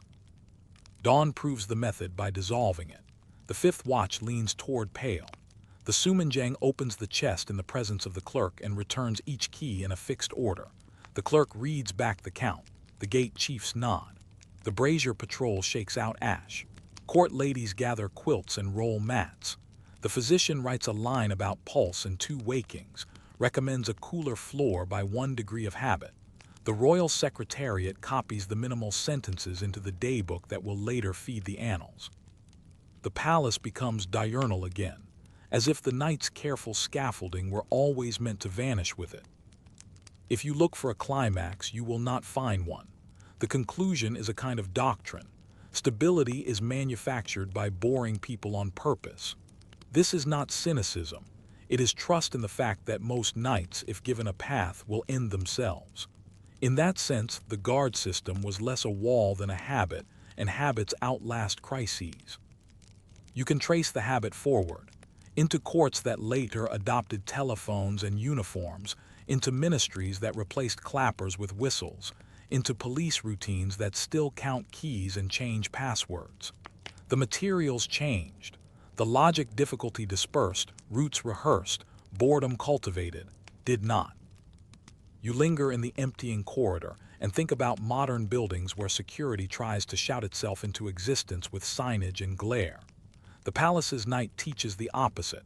Make the routes legible to your own, illegible to strangers. Let the light be enough for eyes, not enough for display. Weigh the keys so the hand must notice them. Renew the word so the mouth does not sleep. It is an ethics of quiet. You do not need to believe in kings to believe in its usefulness. The first sunlight flattens the broom marks in a courtyard. The key chest sits open and unremarkable. The countersign that ruled the dark is already meaningless. A clerk sands a page so the ink will not smear, then closes the daybook with a palm that smells faintly of lamp oil. The night, having proven nothing, has done its work. The oldest gongs are silent. The newest sparrows begin. And you are left with a small, modern question that the ledgers never ask but their hush suggests. If the safest city is the one whose nights write the least, how do we measure safety now? In alarms counted, or in the long, forgettable hours when nothing, in the best sense, occurs at all? Story 5. Ondol and winter quilts, heat, smoke, and the practicalities of sleep. You meet the night where warmth begins. At a low firebox the height of your knee, its mouth blackened smooth by years of careful feeding. In Korean houses the name is old, ondol for the heated floor, and in a palace it is multiplied into a system that lives beneath rooms like a tame, slow river. A small blaze is pushed into the firebox at dusk. The heat runs under stone, turns corners, and leaves by a chimney across the court. What you stand on is not air and rug but a machine. Stone slabs bedded in clay, flues threaded between them, seams sealed so the breath of fire will travel and not leak into sleep. The palace treats this as infrastructure, the way a port treats tides. Men who never sign an edict test the draw with a smoldering reed and a steady hand. If the reed smoke pulls cleanly into the floor, the room will take heat evenly. If the smoke wobbles at a bend, ash is gathered. A flue must be swabbed with a brush tied to a bamboo pole. Clay dries and cracks with years. Repairs follow like dentistry, small fillings pressed in before a fault becomes a cough. Nothing about it is romantic. Everything about it is survival. Ondol has laws the body learns. Heat is slow to arrive and slow to leave. You fire early to sleep later. Too much fuel at once will make the stones restless, the heat harsh at the second watch and thin by dawn. Too little and the floor cools just when the body asks to sink. The fire is fed with uniform pieces, split pine for quick start, denser hardwood to carry the third watch, because mixtures make schedules uncertain. In city palaces, wood comes from managed hills. Bundles arrive measured, stacked, and counted, because warmth that depends on chance is an argument that will wake a sovereign more surely than a draft. The floor teaches etiquette. Shoes stop at thresholds not only for cleanliness but to keep grit from abrading the clay that seals the flues. Low tables and quilts float on the warm surface, and you learn to set a brazier at a measured reach from bedding. Charcoal burns there, lidded to breathe without spitting, supplement not substitute for the floor. A careless brazier turns sleep into smoke. Distance and habit keep it a companion. In the record books, such matters do not appear. In the people who live here, they are the difference between a good night and a slow headache that spoils morning ink. Palace Ondol is also a geography. Heat prefers to pool where flues bend and to thin under thresholds. A room upslope on a foundation will hold after midnight. A room too near an external wall will let its warmth bleed away toward the courtyard. Firemen know these gradients by palm. A court lady knows them by quilts, where to lay a thicker layer because the corner will cool, where to thin because the stone holds. When you see her smooth a mat with the flat of her hand, and angle a screen not for modesty, but to keep a draft from landing at ankle height, you understand that this is public health done with fabric and wood. Winter quilts are not decorations, they are tools. Cotton became common enough in Joseon to fill everyday bedding, and in the palace it was layered to a winter weight that remembered a body's outline by morning. The outer cloth could be ramy or silk, depending on ceremony and rank. Inside, cotton wadding held heat and wicked breath. Quilts were aired in sun when weather allowed, heavy squares hung from poles like flags of domestic order. Summer brought lighter covers and sometimes bamboo mats that cooled the skin. Winter demanded quilts so dense they felt like a slow hand. Pillows were firm, wood in cold months, bamboo ribs in heat, because a soft pillow sinks and steals the next line. Firmness is not luxury, it is a promise that the head will lie where it was put. Smoke is the companion that must never be seen. The floor carries the heat and leaves the poison outside, but failure is invisible until it is not. People in timber cities did not name carbon monoxide. They named bad air and learned its tendencies. A flue half-blocked will make the floor too warm at the firebox end and too cool at the far corner. A reed smoke sessing lazily back into the room is warning enough. If a sleeper wakes dull and headachy 2 nights in a row, the physician asks about the draw and the fireman answers by scraping ash from a bend and sealing a hairline crack with clay. Doors are cracked the thickness of a reed in damp weather. Incense is set to drift past, not onto, a face. The remedies are inches, not speeches. Ondol makes bodies move differently. You sit low, you lie lower, and your breath learns to open to warmth rising through bone. The court had words for learning, ceremony, and rank, but the body learned by floor. Avoid the corner where the chill finds a seam. Angle your sleeping rectangle so ankles are not in the path of a door's tiny wind. Keep water within a reach that will not spill in the night. A sovereign's comfort depends on these dull excellences. A brazier lid set to the right gap. A quilt smoothed until no ripple will press into the ribs. A pillow turned to a bearing that removes a reason to think at the edge of sleep. Fuel, too, is policy. Winter wood must be dry or the flues will weep tar and sour the room. Stacks season under eaves. Men who feed the fires judge weight against warp, a craft invisible until the night goes wrong. The kitchen's cooking fires sometimes share chimneys with residential flues. Coordination matters. A cook who drives too much flame through a line will overheat a hall 2 rooms away and back the schedule into the wrong watch. Offices solve this the way they solve most things, by lists and timing. Fire here at dusk, there at the first watch, rations set by season and by hall. Boredom is their strength. At scale, ondol shapes architecture. Palaces are wood, tile, earth, and underfloor river. Chimneys stand like low altars at courtyard edges. Their bricks tell histories of repair in color changes and mortar seams. A room restored after fire draws differently than the room beside it. Winter teaches this faster than books. You can read decades of correction underfoot. A thicker slab where heat used to run thin. A patched corner where smoke once found the wrong path. A new screen peg where a draft troubled an ankle for too many years. Quilts record people. A king's is heavy, but the weight does not change the system's humility.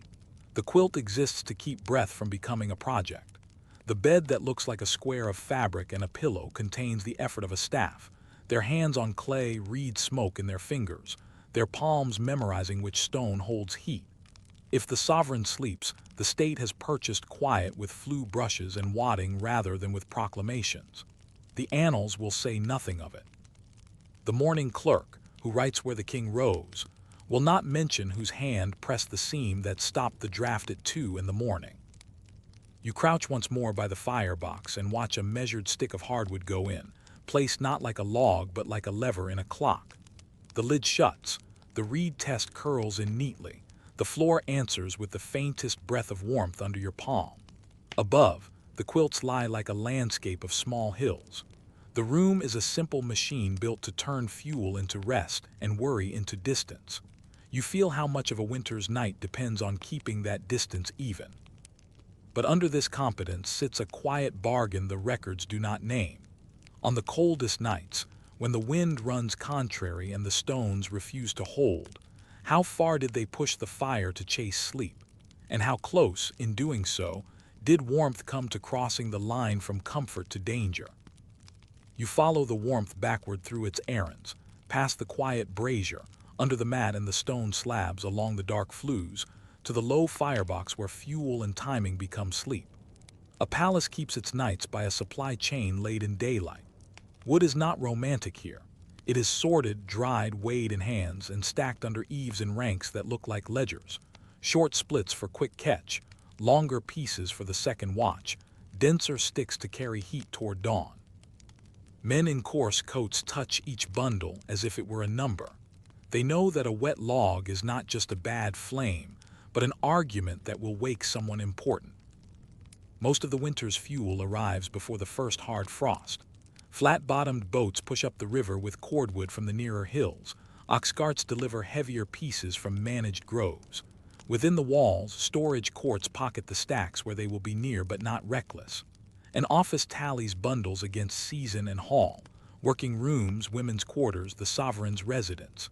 The counting is both thrift and courage. Nights are long, mistakes are longer. The firemen, men by job, though their sleep depends on women's decisions, live by a schedule that is nearly a craft grammar.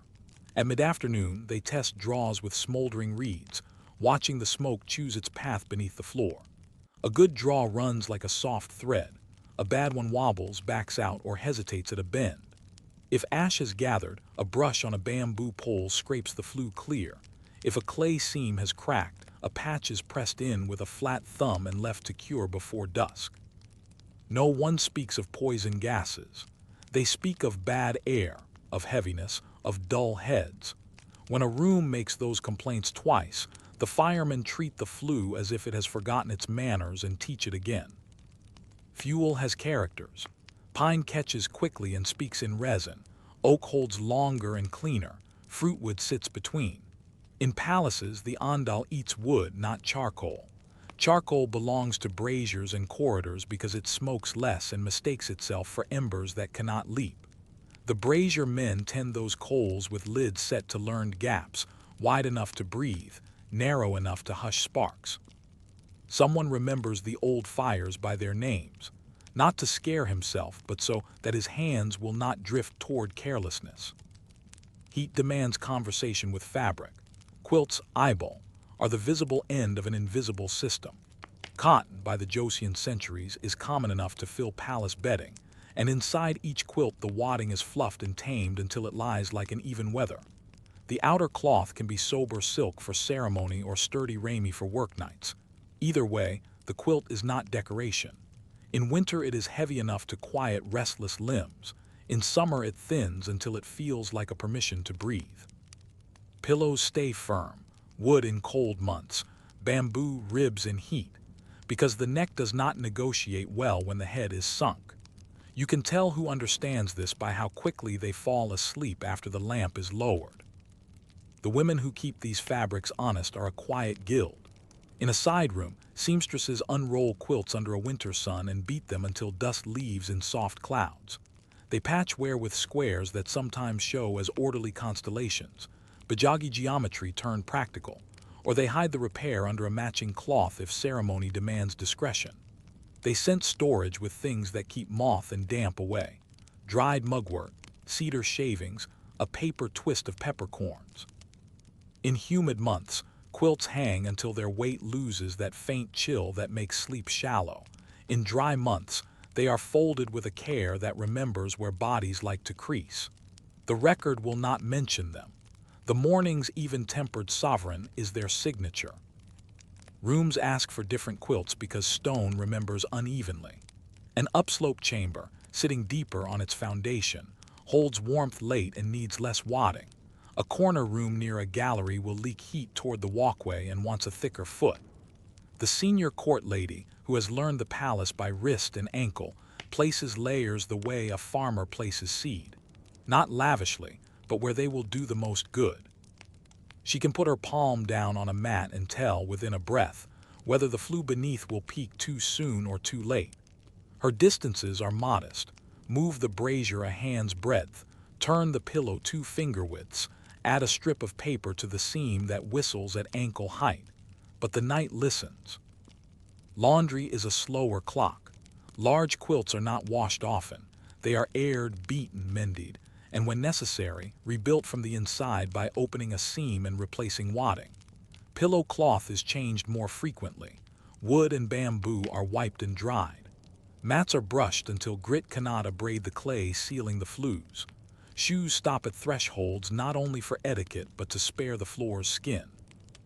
Everyone plays a part. A guard who fails to wipe snow from a sandal brings melt to a seam.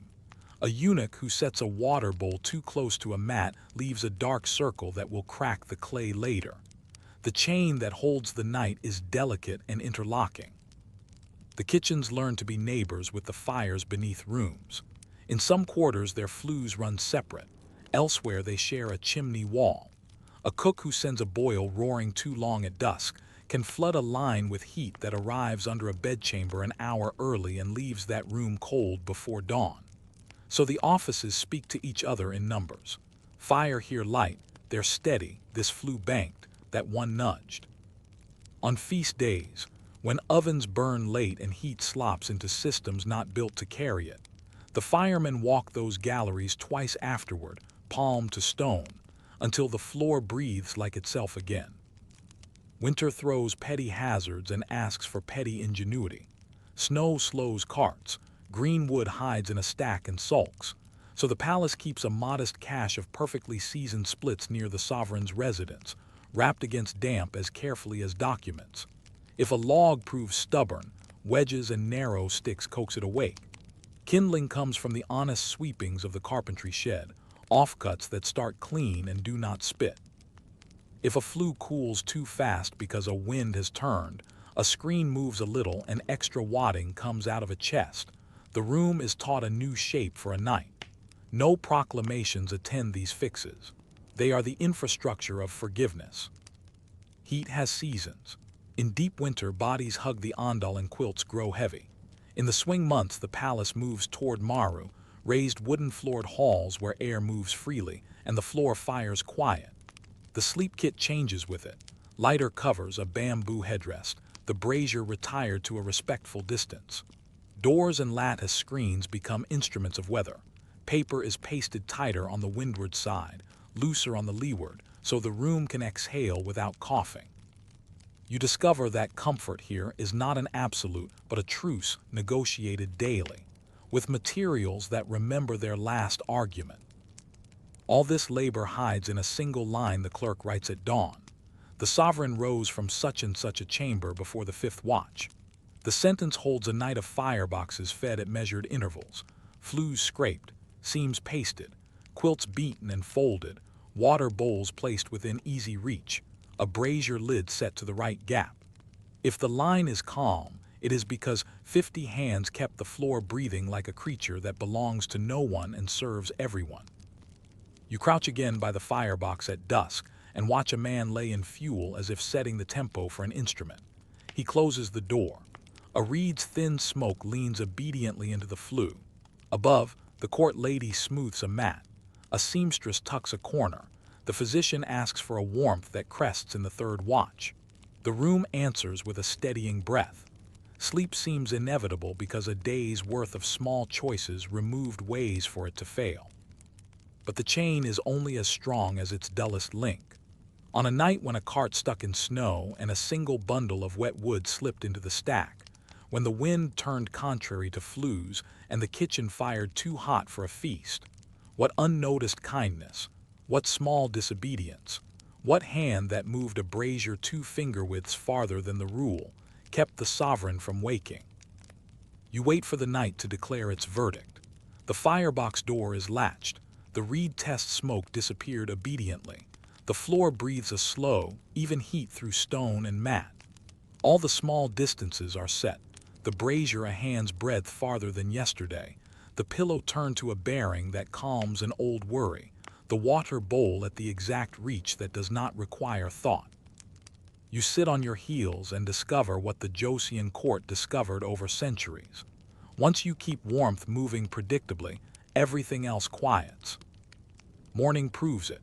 Before the 5th watch ends, a eunuch lifts the corner of the quilt with 2 fingers and whispers the hour. The heat that crested in the 3rd watch is now sinking, gentle enough that the body rises without shock. A clerk copies a thin line into the daybook. The sovereign rose from such and such chamber. And that sentence holds the entire night's engineering without mentioning a single flue, seam, or stitch. A physician adds a calm note, 2 wakings, no headache, and prescribes a slightly cooler floor for tonight because the air will turn dry.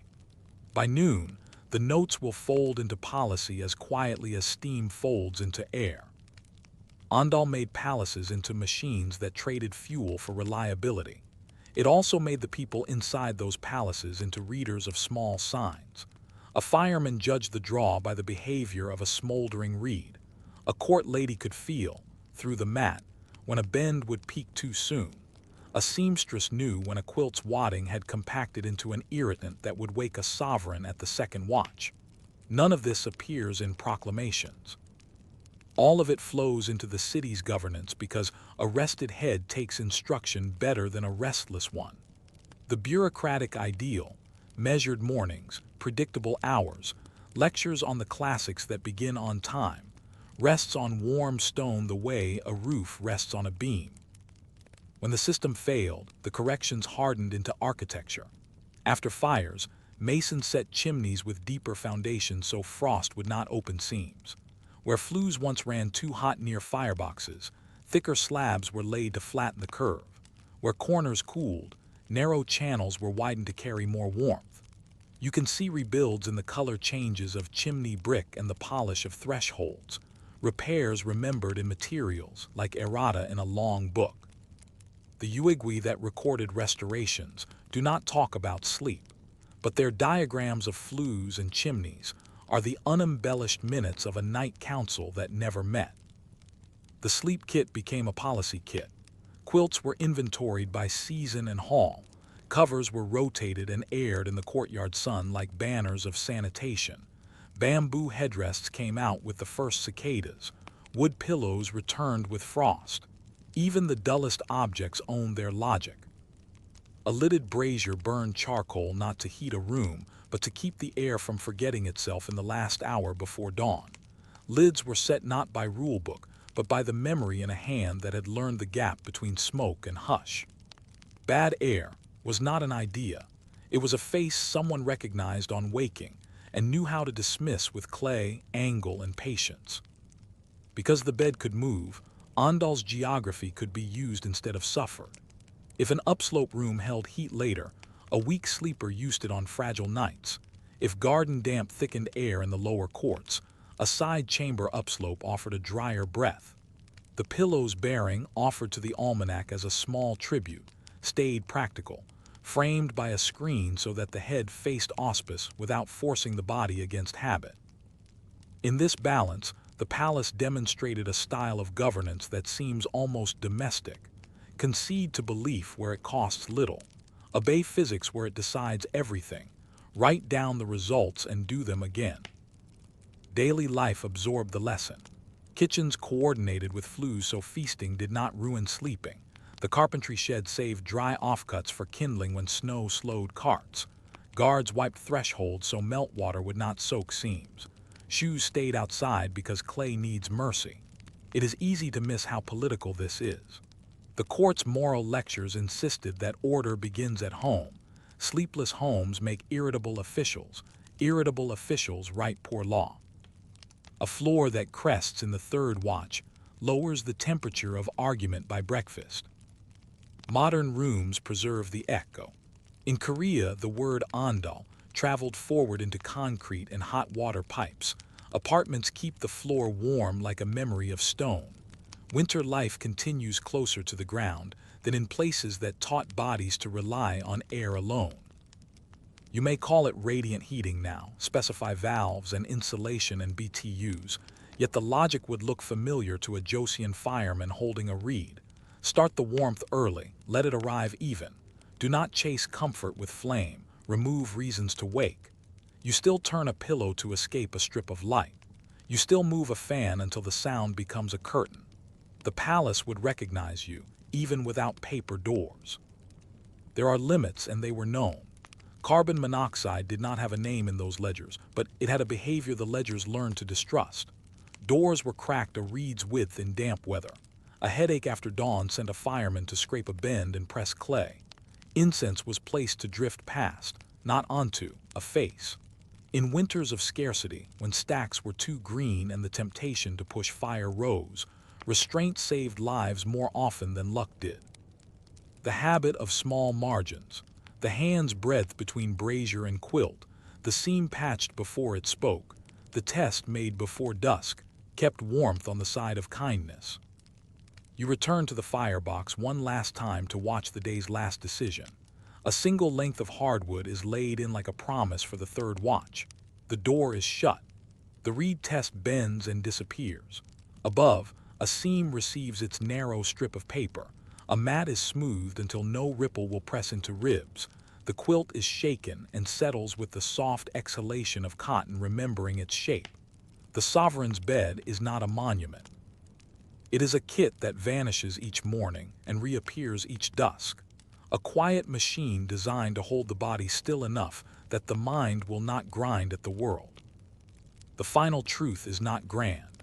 Warmth became policy, and policy became sleep, and sleep became the even handwriting that carried a dynasty forward through harvests, quarrels, repairs, and years when the wind had opinions about every seam.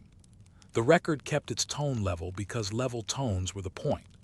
What mattered was not that kings never woke, but that they woke less, that the floor kept its bargain with the night often enough that both men and paper could behave. When the lamp is lowered and the corridor hush settles against the lattice like breath, you feel how little separates this room from any other decent room in winter. A fire that does not rush, stone that does not sulk, fabric that does not itch, air that does not scheme. You stretch a palm to the floor and catch the late warmth coming up through the mat like something living under ice. It holds, then thins. In that slow taper you hear the day approaching, a measured change, not a break. And if you tilt your head, the floor is still speaking, the way old systems do, in a language of inches and patience, in which a hand knows before the mind does when to feed the quiet, when to leave it alone.